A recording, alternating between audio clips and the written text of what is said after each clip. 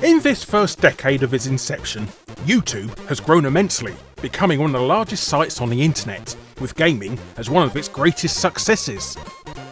Though, while some have achieved internet stardom, such as Darkside Phil, thank you, you fucking worthless humans, for the views, Lying Pete, and of course everyone's favourite reviewer, the One-Up Gamer, others have sadly not been so fortunate. So this episode is dedicated to the stories of these fallen comrades, their legacy of how they almost became the stars of YouTube, but sadly fell due to rather unbelievably stupid decisions. But hello you, I'm Guru Larry, and I welcome you to Fact Hunt, the untold rise and fall stories of 3 YouTube gaming channels.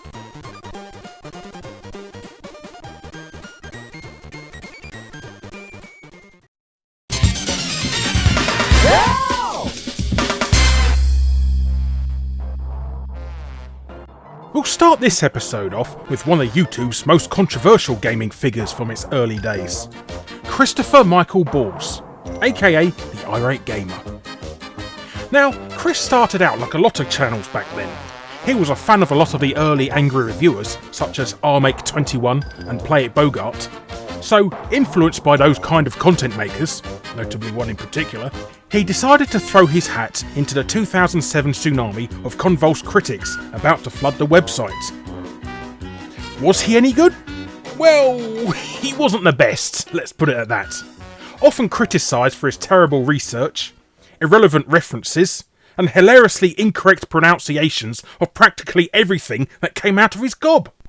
Case in point, Chris made such a terrible retrospective on the Magnafox Odyssey, it enraged the console's creator, Ralph Baer, to get out of his deathbed to publicly state how ignorant Chris was. I mean, wow! If you can enrage a man so much that he's prepared to defy the Grim Reaper to proclaim how crap you are, you must be bad! But Chris's biggest criticism of all was his penchant to making videos almost identical to that of James Rolfe, aka the Angry Video Game Nerd, or Angry Nintendo Nerd as he was called at the time. Viewers dogpiled his video comments with such accusations, some even going as far as to make comparison videos, pointing out that a lot of his scripts were taken almost verbatim from James's. And with Mr. Rolfe's ever-increasing fanbase, they started their crusade towards Chris's blatant plagiarism en masse. So, with all this in hand, how did the Irate Gamer become so popular back then? Well, to simply put it, it was indirectly because of the Angry Video Game Nerd. YouTube saw how popular James Rolfe was becoming on the site, but their biggest issue with him was his rather colourful choice of language. Sounding familiar, eh? So they went looking for a less sweary, more family-friendly alternative. And less sweary was literally YouTube's choice of words too. So after scouring through the then rather small library of retro reviewers, they came across the Ohio-based Chris Balls. He was less sweary, and his videos were getting fairly decent views. Ironically, coming from the AVGN fanboys telling others to check out this guy ripping off James. So, seeing how popular Chris was, and his slightly more advertiser-friendly vocabulary, YouTube placed a number of his videos on the front page of the site for over a week at a time. The Irate Gamer shot up in views, reaching a whopping 140,000 subscribers. Impressive enough for 2007 YouTube stats to make him the 55th most subscribed channel. Chris was even made one of the first ever YouTube partners. Unfortunately, this turned out to be a double-edged sword for both the Irate Gamer and YouTube, as having more eyeballs on him meant more scrutiny too. Explaining to advertisers why this guy they were so heavily pushing was not only getting videos rated 1 stars out of 5, I mean this was a pre-thumbs up down era, and the comments bombarded with abuse, was quite an embarrassment for YouTube. So, with AVGN fanboys criticising him because of his plagiarism, and everyone else criticising him because of his sheer incompetence at telling basic information, YouTube quietly withdrew their promotion, making him once again just another angry reviewer, albeit one with a massive boost in sub count. Amazingly, Chris is still around. He sadly only managed to gain just under 10,000 subscribers since the beginning of 2012, and his current obsession with making endless Loot Crate unboxings, advertising malware-riddled phone apps, and arguing with trolls by sock puppeting as his own mother has stagnated his channel even further. But his latest venture is the Minecraft Puppet Steve channel, where he makes nearly exact same content as his Irate Gamer channel, just has it presented by a Minecraft puppet instead. So he's gone from ripping the AVGN off to ripping himself off. Well, it's a start, hey?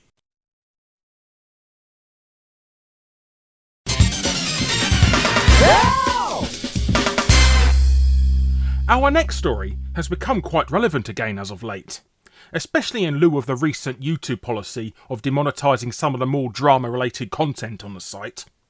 It also really shows how much brevity advertisers generally do carry in this medium. But let me cast your minds back to a pre-YouTube internet. Upon this ancient landscape, there was once a small website by the name of Machinima.com, who showcased short films people had animated using the medium of video games. You know, the days when Machinima actually did mean Machinima. Roll on 2012, and Machinima had established themselves as not only a massive YouTube network to help channels make money without all the rigmarole of becoming a partner, but also develop a fantastic channel for aspiring talent, with shows such as RB and the Chief, Insanity Not Included, and heck, even a Halo-based game show my friend It's My Yard and I presented by the name of Last Man Standing. No one remembers a blooming thing, but we made it just to laugh at stupid answers. Name a John Madden video game. Brothers kill me now because I read it, you know. Wow. Wow. But letting upcoming creators have their work seen by a huge audience was a genius move, and really helped a lot of great talent get their foot in the door. Unfortunately though, 2012 was sadly to be the last of Machinima's golden years. In December that year, news websites were reporting layoffs from within the company, which Machinima spun as restructuring their business. But in truth, it was actually due to a colossal screw-up on their behalf.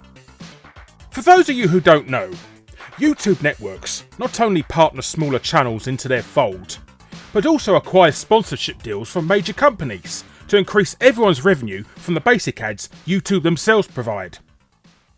Anyhow, during that autumn, Machinima had stuck a multi-million-dollar advertising deal with jeans manufacturer Levi's. In fact, this deal was so massive, it was to be their exclusive sponsor for the rest of the year. So with this deal apparently in the bag, Machinima begins schmoozing with Levi's, boasting to them all these massive YouTube channels they have under their wing, including the biggest channel of all, PewDiePie. Curious to see who this PewDiePie fellow is, Levi clicks on one of his videos, only to be confronted with a video of him shouting about rape at the top of his voice. Shocked and outraged that Machinima had negated to mention the more questionable content they're about to be associated with, Levi's immediately pulls their sponsorship agreement, leaving Machinima completely screwed. The aftermath of all of this was Machinima were in financial peril putting their future in on this one deal. They let go of multiple staff from the company, PewDiePie was dropped from the network as they were no longer able to pay him, and most deplorable of all, Machinima shoved a contract under all of their partners' noses, demanding they agree to a pay cut lest be kicked from the network. All of which was not legally enforceable whatsoever. So anyone with the foresight to refuse to sign couldn't have any revenue deducted. It's easy to point the finger at PewDiePie for messing up the careers of so many people.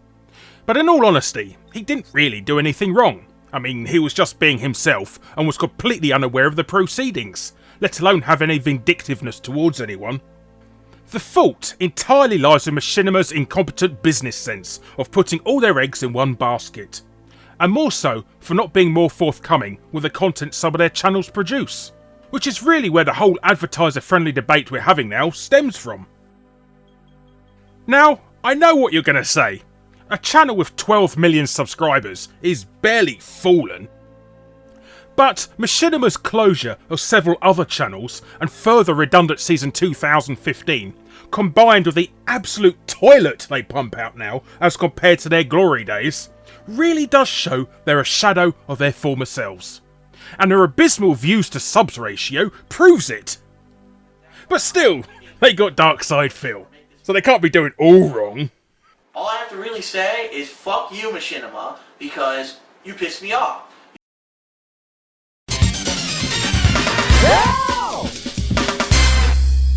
And what better way to round up this episode than with the most insanely bonkers way you could possibly kill a YouTube career? Let's all travel back to 2006. YouTube was a very different landscape back then. It was a time when a granddad telling stories about his life was the most subscribed channel on YouTube. And the most popular gaming channel on the site was none other than Gamelife. Who? Well, they're all but forgotten today, and most of you probably haven't even heard of them until now. But the story of Gamelife begins with a couple of friends who met on Mindspace, wanted to film themselves reviewing video games, normally during an earthquake, and upload them to YouTube and game videos. Remember that site? Hosted by Andrew Rosenblum, who will give us the show where you can get your daily dose of gaming goodness. Despite new episodes coming out less than monthly each time, the team would bestow us such sage information, such as Shadow of the Ninja on the NES would be hated by the patriarchy. This is probably one of the first games to include a woman character. Using special moves in fighting games is actually cheating. Kinda cheat your way to victory if you know the right move. As well as completely accurate guides on buying retro games. If you can find this for $1 at like Sears or somewhere. But despite the obvious of having autism, being a Frankenstein, and donning a debilitating bowl cut, the internet, as cruel as it is, never actually mocked them for it. Quite the opposite, in fact. They heralded them for critiquing retro video games in this new visual medium. So their popularity skyrocketed. Are we on yet? Even Wes and I sank to parodying them at the time. Welcome to Game Zone. Show. Life. Whatever. Woman! In fact, trawl the internet and you'll discover gaming websites were falling over themselves to interview these new e-celebs. Destructoid totally fanboyed over them, flying them to the launch of Viva Pinata. Electronic Gaming Monthly printed a full-page feature on their popularity, and Ziff Davis even flew the entire crew out to LA to cover the 2006 E3 event for them. They were so popular that they even told Screw-Attack to go, well, screw themselves, when the House of Skistimus wanted them to be their main partner of their new website. Andrew rejected them, stating that Screw-Attack simply wasn't big enough for their show, forcing Screw-Attack to opt for their second choice, some bloke called James Rolfe. I wonder whatever happened to him. But the most astounding thing of all, MTV actually offered them their own TV series. Seriously! Gamelife were commissioned to create a number of exclusive reviews for MTV's website, but their popularity drew in so many views, Viacom offered them their own weekly gaming TV show.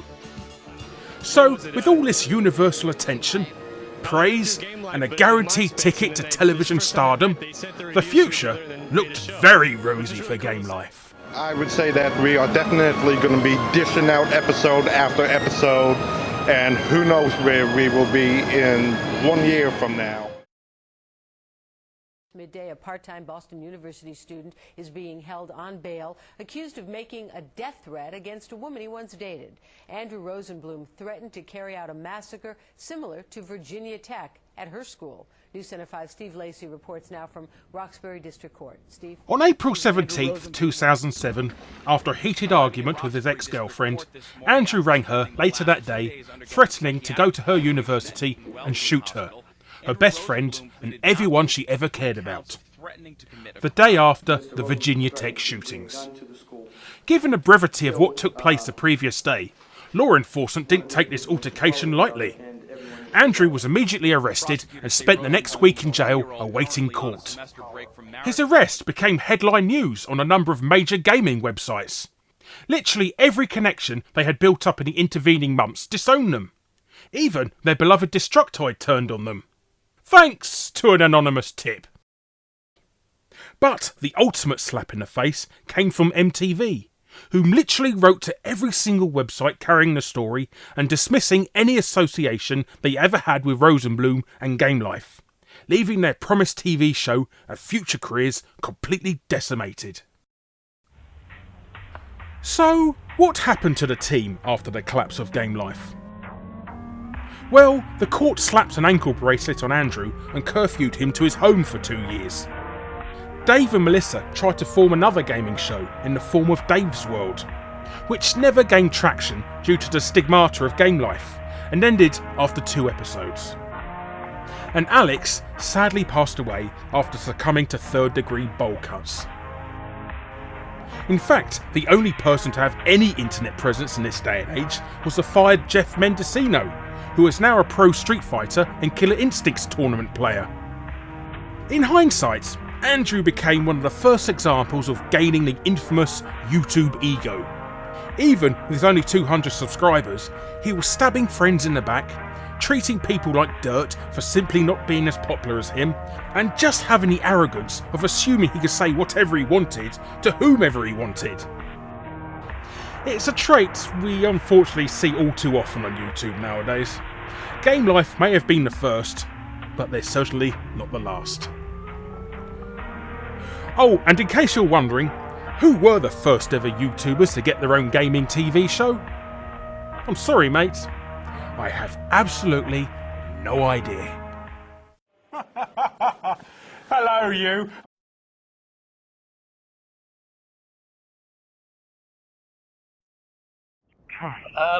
Fawn, can we go for that? Can you go for that question we did ages ago that we rehearsed loads and loads of times for stupid people? Can you do that one?